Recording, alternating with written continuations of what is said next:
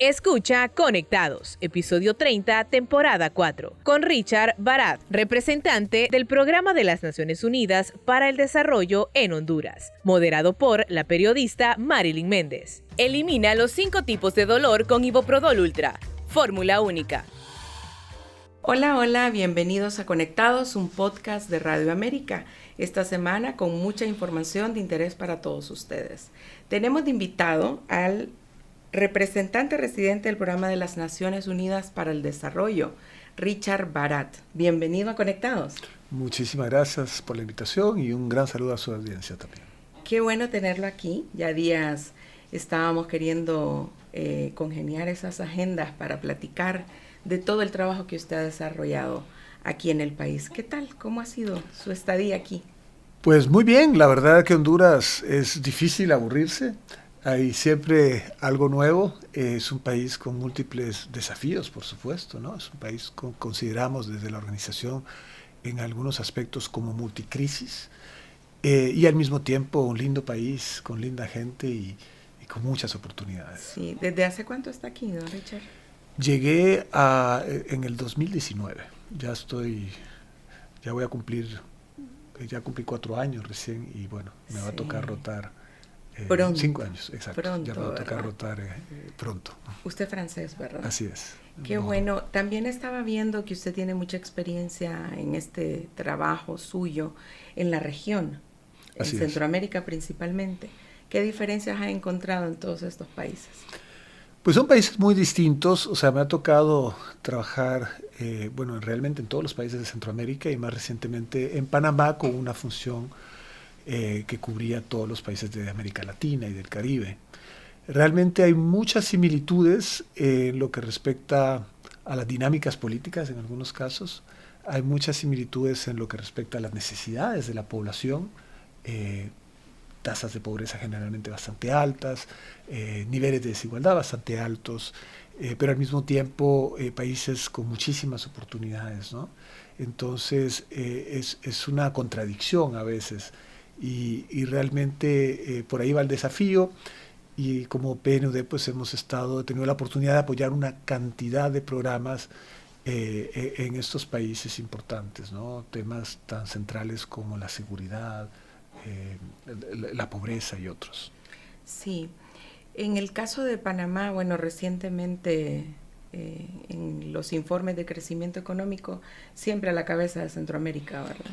Sí, es un país, claro, muy próspero, que tiene también la gran dicha de contar con el canal, que le genera un flujo de ingreso anual importante, pero un país que, al igual que el resto de América Latina, enfrenta también algunos desafíos en materia de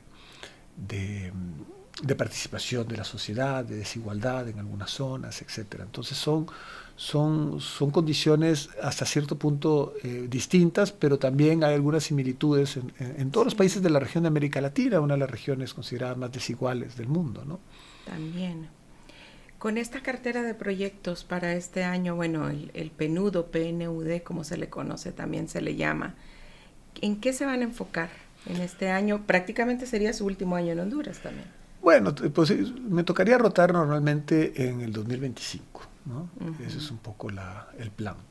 Así que todavía tengo un tiempo. Realmente para este año tenemos un portafolio de unos 40 proyectos y vamos a continuar trabajando en áreas que consideramos muy importantes. Una de ellas tiene que ver con la preparación y a los eventos climáticos extremos que suceden en Honduras, todo lo que tiene que ver con el fortalecimiento de la resiliencia climática de la población. Honduras es uno de los países más vulnerables al cambio climático a nivel global y realmente ha impactado muy fuertemente los recientes eventos climáticos. Así que parte de la dinámica del trabajo nuestro pasa por ayudarle a las comunidades, a las alcaldías, a los niveles departamentales también y nacionales a prepararse, a anticipar este tipo de eventos de distintas formas, ¿no? Y ahora estamos concentrándonos bastante en el Valle de Sula, en donde buscamos dotar de herramientas tanto físicas como metodológicas para para prepararse a ese tipo de eventos climáticos y recuperarse rápidamente. También hay una gran necesidad a nivel central. Lo mismo, queremos continuar el trabajo con el ciclo electoral, fortalecer todo lo que es la nueva institucionalidad electoral. Estamos trabajando mucho todo lo que tiene que ver con el medio ambiente también en general, la reducción de la deforestación con la Secretaría de Recursos Naturales, la gestión de la diversidad biológica y otros programas muy importantes. Estamos trabajando también todo lo que tiene que ver con la transformación digital para mejorar un clima favorable de inversión, fortalecer la capacidad de respuesta del Estado en su conjunto. Estamos trabajando en justicia, estamos trabajando... Realmente son muchos temas, ¿no?, que estamos abordando en este momento. Sí, una cartera de 30, 40 proyectos mencionaba, son muchos. En el caso del Valle de Sula, que es una de las zonas muy vulnerables al cambio climático, ¿están trabajando con las alcaldías, con el gobierno? ¿Qué es específicamente? Bueno, aquí hay varios programas. Uno importante cuenta con apoyo de la Unión Europea. Lo que busca es, como decía, fortalecer la planificación, la anticipación de estos eventos climáticos en trabajo con las comunidades más vulnerables, las personas normalmente más expuestas y afectadas por este evento de climático extremo, y aquellas alcaldías también que más necesidad de reaccionar prontamente tienen al respecto. Y esto les tratamos de conectar con las mejores prácticas internacionales en la materia. Trabajamos con las autoridades centrales, con COPECO, con todo el resto de las instituciones que tienen que ver con estos temas, por supuesto, para ayudarles también a fortalecer su gestión. Aquí hay mucho trabajo en curso porque frecuentemente la gente no realiza la cantidad de recursos humanos y financieros que se pierden con estos eventos climáticos y que realmente una adecuada preparación pueden prevenir esas afectaciones, ¿no? Sí. Estaba usted con esto de las tormentas Eta e Iota que afectaron bastante esta zona. Esa ayuda que ustedes proporcionan en el tema del Valle de Sula, ¿es asesoría técnica o también es recursos financieros también? La forma en que trabaja el PNUD en general es que aportamos efectivamente el acompañamiento técnico, facilitamos la movilización de recursos, a veces recursos propios de la organización, a veces recursos de socios internacionales, como puede ser la Unión Europea, y a veces inclusive recursos propios nacionales, en donde lo que hace el PNUD es apoyar a la implementación efectiva, transparente de algunos de los recursos, como fue el caso de un programa bastante emblemático en Honduras, como fue Identifícate, ¿no?, en donde eran recursos mayoritariamente nacionales, ¿no?, del Banco Centroamericano de Integración Económica, pero préstamos, en donde habían algunas aportaciones de la Unión Europea, algunos recursos propios nuestros, pero en donde nuestro rol era más técnico y de apoyo a la implementación efectiva. Entonces hay distintas modalidades dependiendo de los programas, y es un poco también lo que estamos explorando este año, ¿no? Hay proyectos muy importantes como el Censo Nacional de Población, que estamos en conversaciones justamente y ya estamos empezando a apoyar el despliegue de esta iniciativa, que es muy importante por varias razones, porque hace 10 años, más de 10 años que no ha habido un censo de población en Honduras, y es importantísimo conocer quiénes son los hondureños, las hondureñas, dónde están, en qué condiciones están, para poder focalizar políticas públicas que sean más efectivas en mejorar esa condición. Y lo mismo con otros programas que estamos también acompañando al mismo Registro Nacional de las Personas en una nueva operación importante que va a fortalecer el Sistema Nacional de Identificación Nacional, inclusive identificar a toda la población menor. Eso tiene un impacto particularmente importante porque lo que está buscando es que los niños, los jóvenes, ya sean clientes del Estado desde su nacimiento, y tanto las instituciones como la Secretaría de Salud, Secretaría de Educación puedan acompañar el desarrollo de esta población hondureña desde su nacimiento.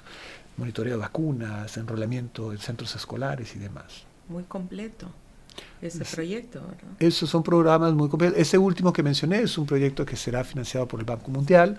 Nosotros estamos en una fase inicial con el Registro Nacional de las Personas y esperamos poder continuar acompañando. Sí. Y le preguntaba de los recursos financieros porque la población cuando escucha organismos internacionales o cooperación solo se imagina dinero. mucho dinero, ¿verdad? Sí, no, es cierto.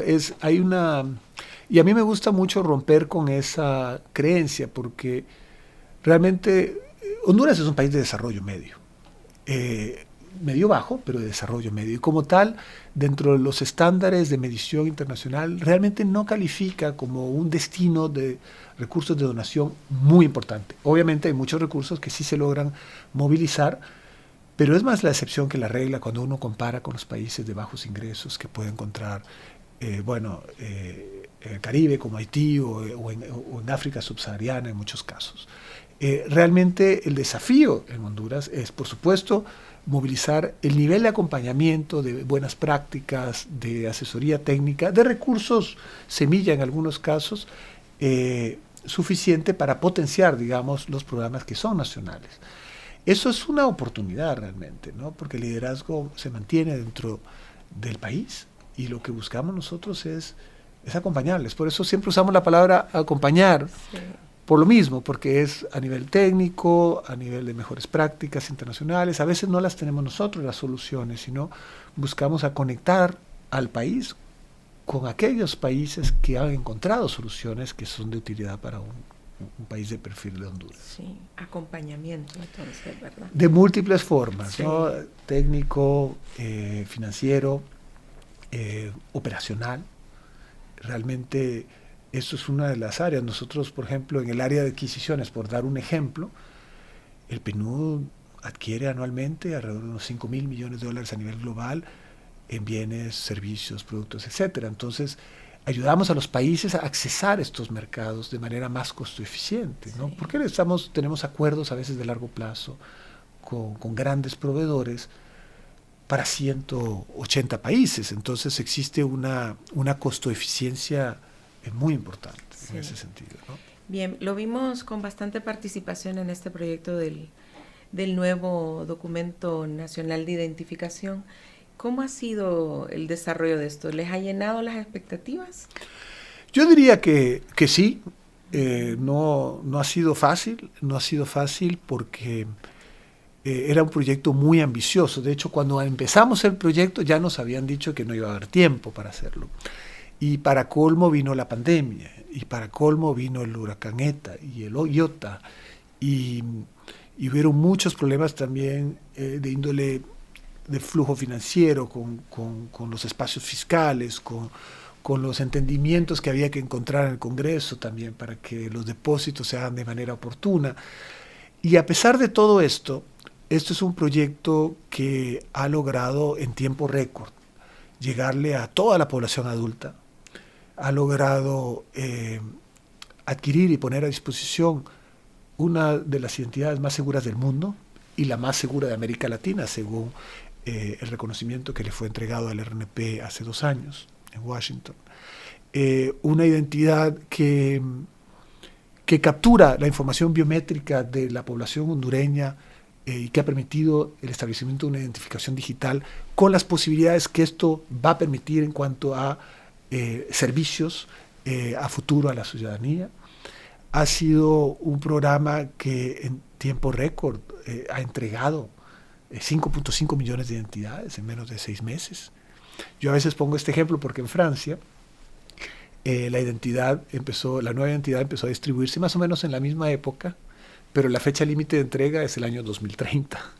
En Honduras se tenían que entregar todas las identidades en menos de 6 meses. Entonces fue realmente un desafío. Y lo que ustedes habrán observado como hondureños y hondureñas es que también el estándar del proceso de entrega fue muy ultra seguro, ¿no? Todo venía ensobretado, había una validación biométrica, facial, dactilar de la población para asegurarse que eran las personas a quienes correspondía recibir la identidad, y otra cantidad de verificaciones. Toda la información está capturada en una nube protegida con estándares ISO 27001 y otros factores. Realmente, en ese sentido, el RNP no escatimó en lo que respecta al estándar, lo que le abre la oportunidad a Honduras de acoger todos estos esfuerzos de transformación digital. Y hoy Honduras tiene oportunidades que muchos otros países ni de la región ni del mundo tienen en lo que respecta a la digitalización y automatización de una cantidad de servicios públicos gracias a la identificación digital y el potencial de interoperabilidad que esto le va a permitir a Honduras, ¿no? Sí, qué bueno escuchar eso porque las prácticas en el Registro Nacional de las Personas no han sido tan transparentes en el pasado, pero escucharlo de usted nos llena de mucha alegría, de mucha satisfacción por el acompañamiento que le dieron al registro y tener un documento seguro como usted menciona, ¿verdad? Muy importante. Realmente yo estoy bastante optimista con que con esta segunda fase además y todo el esfuerzo que ya está en marcha de mejorar la comunicación entre instituciones. Ustedes se van a dar cuenta que hoy día todavía usted va a una institución y le piden la información al ciudadano que le piden en otras instituciones. La idea de la interoperabilidad es justamente que cuando un hondureño o una hondureña entrega su información a la institucionalidad, ya no tenga necesidad de volver a hacerlo en el futuro porque ya va a estar en la institucionalidad. Y hay muchas, o sea, la cantidad de trámites y de procesos que se eliminarían en ese contexto es inmensa.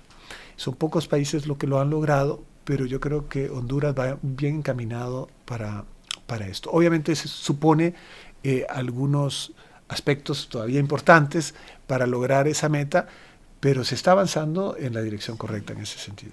Sí, también lo vimos participando en el Identifícate en el extranjero, principalmente en Estados Unidos, donde residen muchos hondureños, pero todavía hay muchas quejas. ¿Estuvo allá? ¿Cómo vio el proceso del registro allá? Bueno, este es otro proyecto en realidad que nació con la visita de la Presidenta de la República a la frontera sur de los Estados Unidos, en donde pidió en el mes de octubre darle atención. Entonces, en el mes de octubre mismo diseñamos junto a la Cancillería, el RNP, el Instituto Nacional de Migración, un programa que nosotros apoyamos, ¿no? Y ese programa arrancó en el mes de noviembre. Y en cuestión de 4 semanas, pues se logró desplegar en 8 ciudades de los Estados Unidos consulados móviles que lograron dar alrededor de unos 30,000 atenciones a la población hondureña. Muy exitoso el programa. Realmente no tiene directamente que ver con los consulados fijos, pero obviamente es una práctica modelo que podrá implementarse también en los consulados fijos. Efectivamente hemos escuchado algunos temas que tenían que ver con los pagos anticipados. Lo que ha logrado este programa es eliminar el dinero y la intermediación en la obtención de pasaportes, identidades y demás, ¿no? Entonces, esto está funcionando bastante bien. Lo que ha pasado, según nos han dicho, es que hubo una pequeña fracción de hondureños que pagaron la cita, pero que no se presentaron, o si se presentaron, había inconsistencias y no le lograron terminar de entregar el servicio, y ahí eso se está resolviendo, entiendo yo. Sí. Esa parte del PNUD no se vio involucrado, pero sí es un tema que ya ha sido manejado. Y ahora la Presidenta ha solicitado una nueva etapa de esta operación que va a desplegarse también este año. Sí, incluso Cancillería dijo que iban a atender a estas personas que habían denunciado los pagos anticipados en esa segunda etapa que usted menciona. Sí, eso vino a eliminar esas intermediaciones inapropiadas que se daban en algunos casos para la obtención de documentos a los cuales la ciudadanía en el exterior tiene derecho, ¿no? No tiene por qué pagar adicional. Sí. ¿Cómo están trabajando con la veeduría de todos los programas que ustedes están desarrollando aquí en Honduras? Bueno, realmente el PNUD acompaña la implementación de la mayoría, de todos sus programas. Entonces, la veeduría es algo que es parte del día a día de la operación.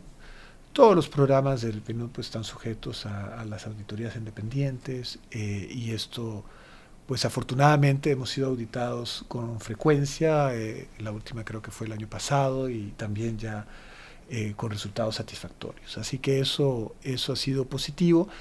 Hay algunos programas en donde hemos instalado también un acompañamiento de veeduría social que también ha sido favorable. Entonces, en general, los programas donde nos hemos visto involucrados han tenido buen suceso y estamos bastante satisfechos con eso, ¿no? Sí.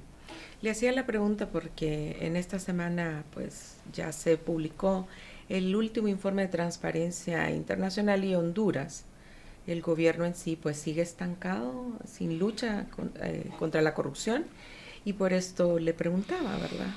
Sí, bueno, efectivamente, Transparencia Internacional mide la percepción, ¿no?, de corrupción a nivel de países. Honduras se sitúa al nivel de Guatemala, si no me equivoco, en la posición 154. Que es un dato efectivamente bastante preocupante. Sin embargo, yo creo que es importante destacar lo que sí se está haciendo. Hay que subrayar dónde están los desafíos, ¿no? Pero lo que sí se está haciendo tiene que ver con lo que hablábamos hace un minuto. El PNUD inclusive está acompañando al país, que ha hecho una apuesta estratégica en materia de transformación digital. Esto no es menor porque de hecho esperamos impulsar en los próximos días un programa muy importante de transformación digital en el sector de inversiones. ¿Qué significa eso? Que se van a simplificar, digitalizar y automatizar alrededor de los 100 servicios prioritarios más importantes que afectan o van a beneficiar, mejor dicho, los trámites del sector privado nacional e internacional vinculados a la inversión. Y esto va a mejorar, por supuesto, el clima de negocios, pero también va a combatir frontalmente la corrupción, porque elimina las intermediaciones innecesarias.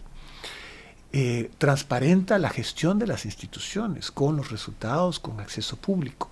Esto ya lo hemos hecho en algunas otras instituciones, la misma Cancillería, con la Postilla, lo hemos hecho con la Corte Suprema de Justicia, también el acceso a algunas de las informaciones de los servicios que ofrece la Corte, y realmente el resultado es muy positivo. Entonces, esto fortalece la capacidad de respuesta del Estado, pero le da mucha transparencia. Yo estoy convencido que esto va a beneficiar en su momento la percepción igualmente. El desafío aquí más importante, pienso que es el acceso a la justicia vinculado a estos programas. Y creo que como organización nosotros siempre le hemos apostado en todos los países en que trabajamos a fortalecer la cadena de valor del sistema de justicia. O sea, no solamente es importante uno de los eslabones, como la Fiscalía o algunos departamentos de la Corte. Tiene que fortalecerse toda la cadena de valor, el sistema de investigación de la policía, la capacidad de los fiscales, la capacidad de los jueces, la coordinación que existe entre estos diversos actores. Realmente hay muchos elementos que van a facilitar la entrega del servicio justicia efectivo a la población y en particular en los casos que tienen que ver con corrupción. Y esto va a fortalecer la confianza de en la institucionalidad de la población y por lo tanto su capacidad de denuncia y de señalamiento, que a su vez genera un ciclo virtuoso favorable a las mejoras, ¿no? Hay que ser cuidadosos algunas veces, efectivamente, con los análisis de percepción. Y le voy a poner un ejemplo que no tiene que ver con corrupción. Elimina los 5 tipos de dolor con Iboprodol Ultra. Fórmula única. Hace unos años, cuando yo estaba en Guatemala, salía que la tasa de victimización de Uruguay era mayor que la de Guatemala. Es decir, un uruguayo se sentía más inseguro en Montevideo que un guatemalteco en la ciudad de Guatemala. Quería decir que había menos violencia y menos riesgo en Guatemala que en Uruguay. Absolutamente no. Simplemente quiere decir que la persona se siente más insegura, porque a veces está inclusive mejor informada de lo que está pasando en su proximidad. Entonces, yo por eso, todo esto hay que tomarlo con un grano de sal. No se trata de subestimar la gravedad de la problemática que tiene la corrupción en Honduras y en toda América Latina, para ser totalmente francos. Pero realmente también hay que poder reconocer dónde hay avances para que estos continúen, porque hay que poner el foco también en aquellas cuestiones que se están haciendo bien y que deben de fortalecerse aún más para hacer un verdadero combate a la corrupción. Y hay elementos que son de muy largo plazo. Hay elementos que son de muy largo plazo que tienen que ver con la cultura de la población. Y esto es una apuesta en educación. O sea, realmente aquí hay que invertir en la educación desde los jóvenes, en donde el bien y el mal se tienen que empezar a entender desde muy temprano, qué es correcto, qué no es correcto. Y esa función de la sociedad de fiscalización de sus autoridades es fundamental. Y no solo de sus autoridades. Hay que recordar que la corrupción es pública y es privada, ¿no? Y aquí tiene que ver con todos los actores de la sociedad. Sí, tenemos mucho trabajo entonces como país. Así es, hay mucho por hacer, hay muchas oportunidades. Honduras es un país que tiene una ubicación privilegiada, geopolítica, es un país que tristemente está perdiendo mucho de su capital, tal vez de talento humano joven, por falta de oportunidades, pero con una población con muchísimo potencial, y realmente es un buen momento para hacer estas distintas apuestas estratégicas, ¿no? Parte de las recomendaciones del último informe de desarrollo humano que lanzó el PNUD en el 2022 fue la creación, o sea, cómo conectar el futuro de la demanda y de las oportunidades con el perfil de competencias y capacidades que existe en la población hondureña, y cómo interceder a través de centros de formación, a través de universidades, a través de las mismas escuelas, para que esas capacidades que van a ser demandadas en un futuro cercano en Honduras, mediante estas distintas apuestas estratégicas, existan aquí. Y eso es muy importante, porque al final eso es lo que demanda la juventud. Bueno, ¿qué talentos tengo que yo desarrollar si no quiero cortar café para poder seguir viviendo en Honduras con un potencial de desarrollo? ¿No? Porque al final hay también un tema de preferencia. Y eso es un poco lo que está sucediendo, ¿no? A nivel de país. Y esos análisis de prospectivas son fundamentales, ¿no? Es importante entender las macro tendencias, el futuro de la demanda, para que como país se puedan hacer las apuestas estratégicas de inversión, pero también de desarrollo del talento humano que pueda permitirle el crecimiento que necesita Honduras. Yo lo escucho bien optimista, don Richard. La verdad que hay muchos desafíos. Hablamos, como digo, de multicrisis, ¿no? Una crisis migratoria, una crisis de seguridad, una crisis de cambio climático, una crisis, de todo tipo. Pero vaya, en seguridad, por ejemplo, a pesar de que hay que reconocer que el incremento de las muertes violentas de mujeres el año pasado es sumamente preocupante, en la mayoría, por no decir en la mayoría de los indicadores de seguridad, han habido mejoras. Una reducción de homicidios de 21%, a pesar del incremento de las muertes violentas de mujeres, de alrededor de 24%. Realmente hay avances. Hay una necesidad de consolidar estos avances. Nuevamente, no hay que darlos por sentado de que van a permanecer ahí, hay que seguir invirtiendo. Y vaya, si hablamos de violencia, el porcentaje de estos homicidios ya no son realmente, la mayoría ya no son dados por criminalidad organizada, que esos son temas más fácil de atender que los homicidios causados por problemas de cohesión social, porque eso ya nuevamente es más cultural, es una problemática de desarrollo más profunda, y por lo tanto reducir ese último porcentaje de homicidios va a ser más difícil que los anteriores, porque va a tener que atender el aspecto de convivencia ciudadana en el territorio. Eso es un desafío muy importante. Sí. Ya casi en las últimas preguntas, don Richard, sobre el índice de desarrollo humano, ¿cuándo publican ustedes el nuevo informe? Bueno, el PNUD publica informes regionales, globales y nacionales, ¿no? El informe global son todos los años, ¿no? Así que este año va a haber un informe global, y este año va a haber un informe regional también, muy importante, que va a abordar las problemáticas complejas que experimenta América Latina, que tienen que ver con productividad, que tienen que ver con pobreza, que tienen que ver con desigualdad, que tienen que ver con estas apuestas estratégicas también que le mencionaba, y va a conectar con la problemática de democracia, porque hay que recordar que la región y el mundo está enfrentando una crisis de la democracia, ¿no? según el Latinobarómetro, el 35% de los hondureños se sienten muy satisfechos o satisfechos con la democracia. Es muy bajo, y América Latina en general es muy bajo. Entonces hay que redefinir las formas en que la sociedad conecta con los sistemas democráticos, porque al final el ciudadano, y sobre todo el joven, que no ha vivido necesariamente dictaduras u otros, no valora necesariamente la democracia, y lo que constata es que la democracia en sí no le está satisfaciendo sus necesidades más básicas. Por lo tanto, no apoya la democracia. Y eso es particularmente preocupante, porque puede entrar algunos países en un ciclo vicioso de autoritarismo.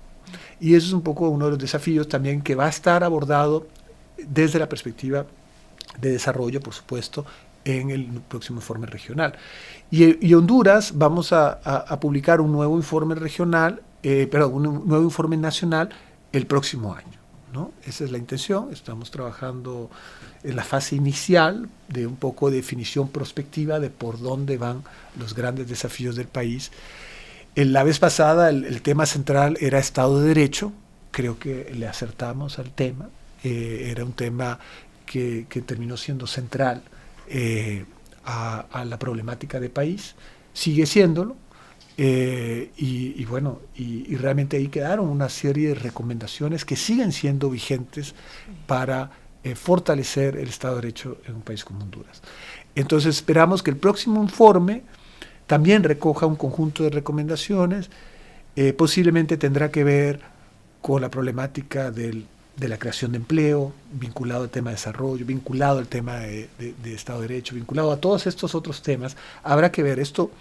La verdad es que los informes a nivel nacional buscamos escuchar a los actores antes de decidir los temas. No es el representante residente que arbitrariamente dice este próximo informe va a ser sobre este tema. Tenemos un comité plural con actores reconocidos de diversas corrientes de pensamiento, tenemos consultas con ciudadanos, con jóvenes, con mujeres, con la diáspora, con varios actores nacionales, de manera que el informe es un reflejo verdaderamente de las preocupaciones de la sociedad, y muchas de las propuestas emanan de los propios actores hondureños y hondureñas que participan en la construcción del informe. Sí. Informe de desarrollo humano en año electoral, ¿no? Entonces, es un riesgo, Sí. porque la vez pasada decidimos sacarlo justo después. No estoy totalmente descartando esa posibilidad en esta ocasión. A veces es un informe que puede poner temas centrales en la agenda pública, porque lo que sentimos es que frecuentemente no se debaten los temas, se debaten los actores. Pero lo importante son las ideas. ¿Cuáles son las ideas que se están proponiendo? ¿Qué tan viables son? ¿Cuánta gente la apoya? Porque al final, en alguna entrevista que había hecho me habían preguntado, bueno, usted dice que es importante que las propuestas y las acciones del Estado tengan una visión de largo plazo. Y me preguntaron, ¿y usted está promoviendo la continuidad? Y yo no estoy promoviendo continuidad, yo estoy promoviendo la continuidad, o sea, la sostenibilidad de las ideas. De manera, y la única forma de tener una política de Estado es que la construcción de estas ideas sea con participación de los actores de la sociedad en su conjunto. Y ya al margen de quién es gobierno, el país va a darle continuidad. Usted no va a cambiar la situación de la educación en Honduras en 4 años. Usted no va a fortalecer el Estado de Derecho y eliminar la corrupción en Honduras en 4 años. Usted necesita una visión de país con el acompañamiento de los principales actores de la sociedad en su conjunto, independientemente del color político. Y por eso es tan importante el diálogo, por eso es tan importante los espacios de encuentro entre los diversos actores, porque el rol de un gobierno, de un Estado, es liderar, pero los actores son la sociedad en su conjunto. Y eso no es fácil, y por eso el Informe de Desarrollo Humano lo consideramos uno de estos espacios que permiten plasmar en términos muy concretos y propositivos acciones con esa mirada a largo plazo y con el respaldo del ciudadano que necesita para ser impulsados de manera sostenida, ¿no? Sí, muy bien. Y ya en mis últimas preguntas, don Richard, ¿qué acompañamiento van a tener en el tema electoral? También han estado ustedes presentes con algunos proyectos. ¿Qué van a hacer? Bueno, primero que nada, creo que hay que partir de un reconocimiento que en el año 2021 han habido avances extraordinarios en materia electoral en Honduras, ¿no? Yo creo que el simple hecho que las encuestas posteriores le den más de un 80% de ciudadanos hondureños que consideraron que fueron transparentes las elecciones, supera estándares internacionales, pero de lejos. El hecho de que hayan logrado el Consejo Nacional Electoral con un presupuesto aprobado un poco a quemarropa, porque al final las reformas electorales se aprobaron 24 horas antes de la convocatoria general a elecciones. Eso no es la mejor práctica, ¿no? Pero el hecho que a pesar de esto y con todo el proceso que hubo con una nueva base de datos gracias al RNP, un nuevo censo electoral gracias al Consejo Nacional Electoral, que han hecho una labor todos ellos extraordinaria, en muy poco tiempo el Tribunal de Justicia Electoral que sacó un protocolo al margen de no contar con una ley procesal que hoy todavía está en el Congreso, o apenas está en el Congreso, mejor dicho, porque ya se logró pasar de una comisión al Congreso, una ley procesal del Tribunal de Justicia Electoral que es fundamental nuevamente para fortalecer esta institucionalidad. Todos esos logros han sido valiosísimos. La validación biométrica de los ciudadanos que fueron a votar inspiró confianza. El margen de error que había en la base de datos, según la misma firma que hizo esta variación biométrica, era de 0.002% en la base de datos, cuando el estándar internacional es de 5 a 6%. O sea, la calidad de la base de datos que tiene Honduras es también extraordinaria. Entonces, yo siento que los avances han sido notorios, sin embargo, sigue siendo una institucionalidad joven, frágil, que hay que fortalecer, que hay que dotar de más instrumentos, procedimientos, fortalecer sus propios marcos legales y de recursos, por supuesto. Hay una gran necesidad de avanzar las discusiones de los nombramientos de estas autoridades. Entiendo que hoy van a hablar, por ejemplo, de la Unidad de Financiamiento, Transparencia y Fiscalización. Fabuloso.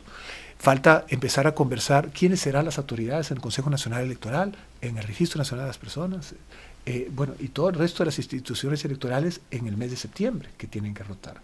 Entonces, esas conversaciones, preferiblemente, para evitar incertidumbre, no pueden darse a última hora. El PNUD, con apoyo de la Unión Europea y otros socios, hemos estado acompañando en un programa que se llama Apoyo al Ciclo Electoral. Y ahora viene una segunda fase del apoyo al ciclo electoral, justamente con la misma intención, seguir fortaleciendo la institucionalidad electoral. Y esto es un apoyo, creo yo, muy importante, pero de nuevo, lo que yo frecuentemente le digo a las instituciones electorales, el proceso electoral idóneo es en el que la ciudadanía de un país confía. No hay un modelo único. Una vuelta, 2 vueltas, ciudadanización de mesas, no ciudadanización de mesas. Lo importante es que la ciudadanía confíe en su proceso electoral. Y hay que mandar las señales que construyan y fortalezcan esta confianza. Esa confianza ha mejorado notablemente desde antes de las elecciones de 2021 a después de las elecciones de 2021, según las encuestas que hemos realizado. Pero todavía necesita progresar.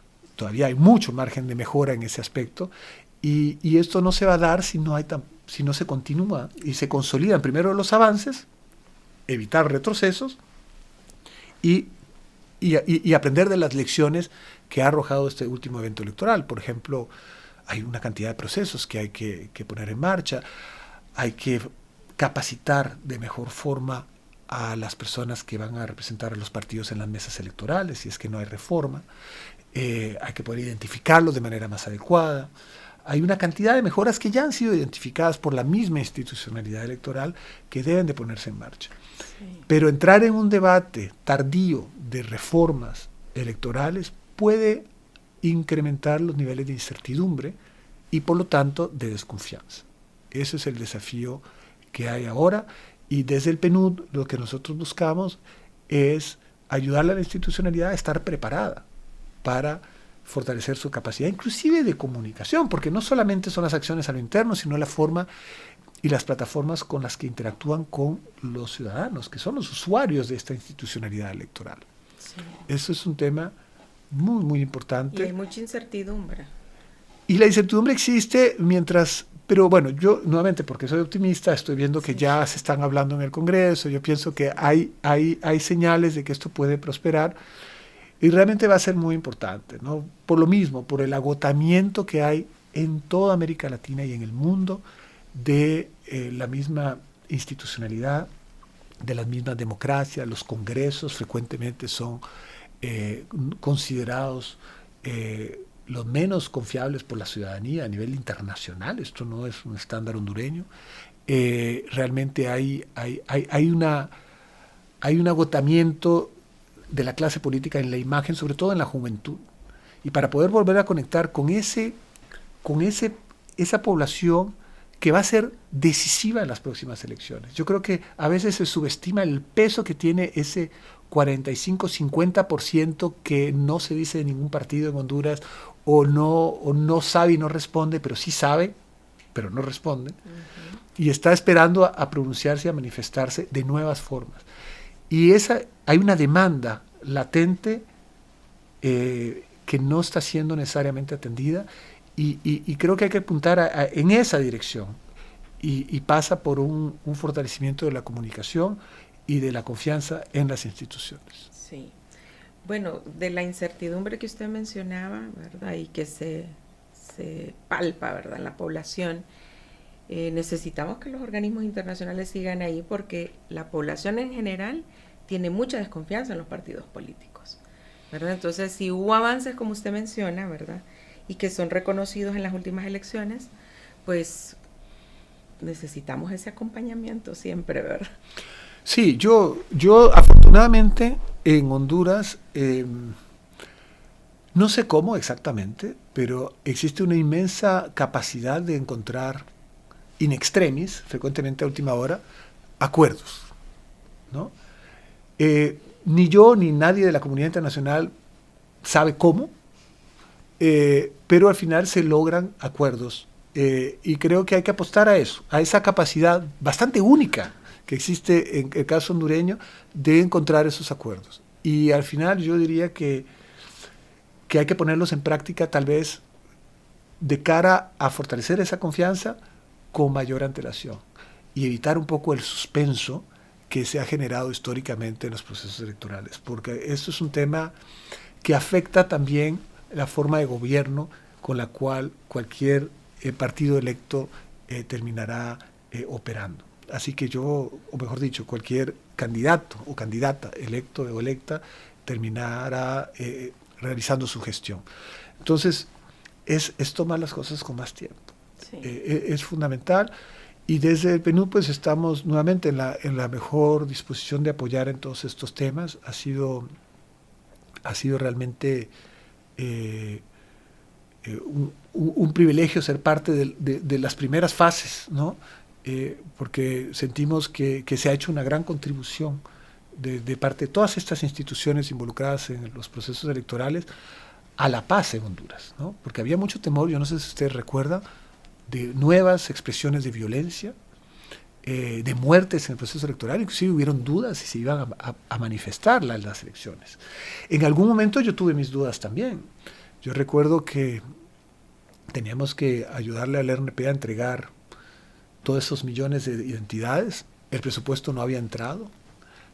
Tuvimos que ser creativos, y al final se logró con mucho esfuerzo, con despliegues masivos y con mucha innovación tecnológica, hacerlo de manera efectiva. De lo contrario, no sé qué hubiera pasado realmente.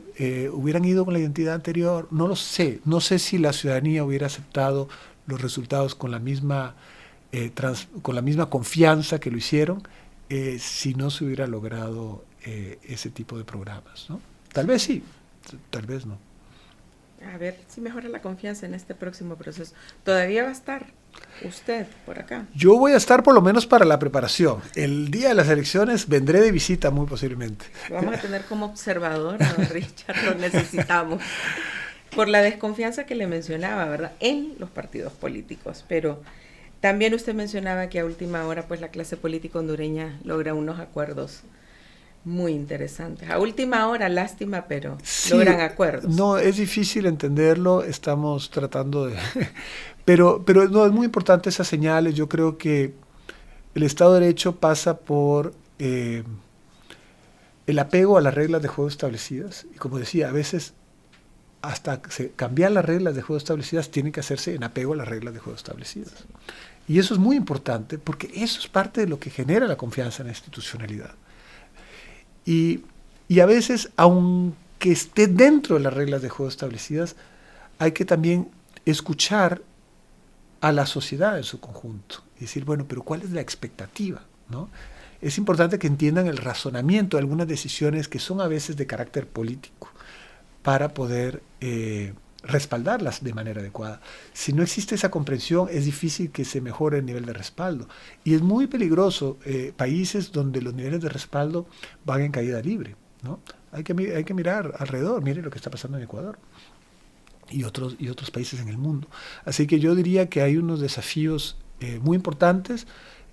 Como región, como organización, más que todo estamos ayudando a los países a tratar de fortalecer la democracia como uno de los grandes pilares del desarrollo.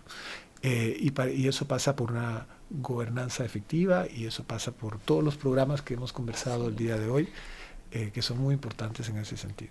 Sí, de los que como medio de comunicación estamos muy pendientes siempre y le agradecemos su visita, don Richard, aquí a Conectados, porque nos ha venido a dar un montón de insumos para el proceso electoral principalmente. Un francés en Honduras, ¿cómo lo hemos tratado? Muy bien, no, la verdad que por eso no me he querido ir, ya me hubiera ido hace un par de años si no hubiese sido así. No, realmente ha sido una extraordinaria experiencia y muy contento. Y no es la primera vez que estoy en Honduras, yo vine a Honduras después del huracán Mitch, en el proceso de reconstrucción, estuve un tiempo aquí. Sí, qué bueno. Y también muy conocedor de Centroamérica, ¿verdad? Así es, estuve en El Salvador, en Guatemala, estuve un tiempo en Nicaragua, estuve en Costa Rica y bueno, estuve en Panamá recientemente. Sí, muy bien. Gracias, lo esperamos pronto. Muchas Quizás gracias. antes de las elecciones lo volvemos a tener por acá. Así es. Para ver cómo van esos proyectos. Esa Gracias por su idea. visita. Muchas gracias, muchas gracias. Gracias a todos ustedes y les recordamos que estamos disponibles en las plataformas de Spotify, Deezer, Apple Podcast, también en YouTube Podcast, en Google Podcast y en nuestra página web www.radioamerica.hn. Mi nombre es Marilyn Méndez, hasta pronto.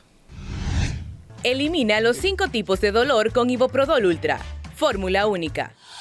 Encuéntranos como Podcast Radio América HN en Spotify, Deezer, Apple Podcast, Google Podcast. Podcast Radio América HN.